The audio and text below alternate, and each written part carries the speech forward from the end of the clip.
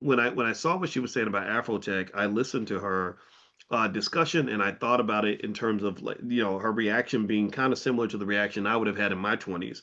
Is, this is outrageous. How could they do this to us? We got to fight back. Well, what does fight back actually mean, right? That's a great question, John. Like, if fighting back means we're gonna go and pull out picket signs and we're gonna march and stand in front of your company and demand that you reopen your DEI program. I'm not saying that that can't be effective, possibly. I'm just saying that I don't know if that's the most effective way to get the job done. I don't know if that's the most effective way to really achieve the ultimate goal, which is really to achieve true economic power. I don't think there's evidence that that's really worked that well for us, right? The Target DEI boycott has been going on for quite a while, and I can't really see any tangible results that have really impacted the Black community from an economic standpoint or the development of Black institutions or anything. I just haven't seen that.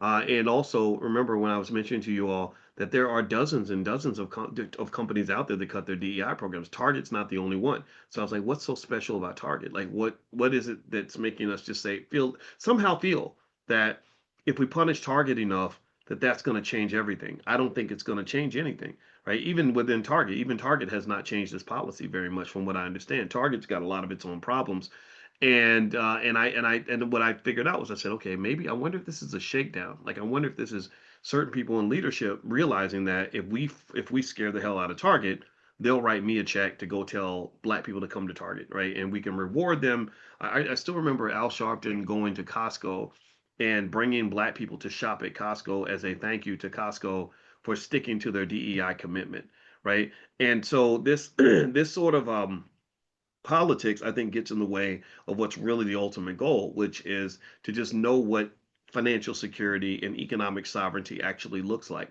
So the trap of it is that when you get wealth and money from an outside source, it can give you instant power. It can give you instant credibility, instant swag. You become the shiny Negro overnight.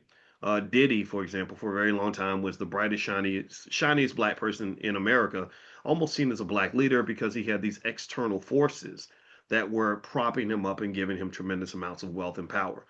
Diddy has, from what I understand, never had the ability to say, build a factory and employ 100,000 Black people. He's never had the ability to go and make $1 billion investment in a Black community.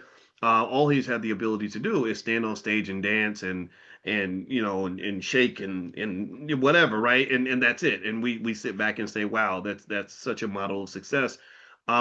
But really, if you understand what economic power looks like, you wouldn't look at that and say that's success. You would say that's a guy on stage who's dancing, right?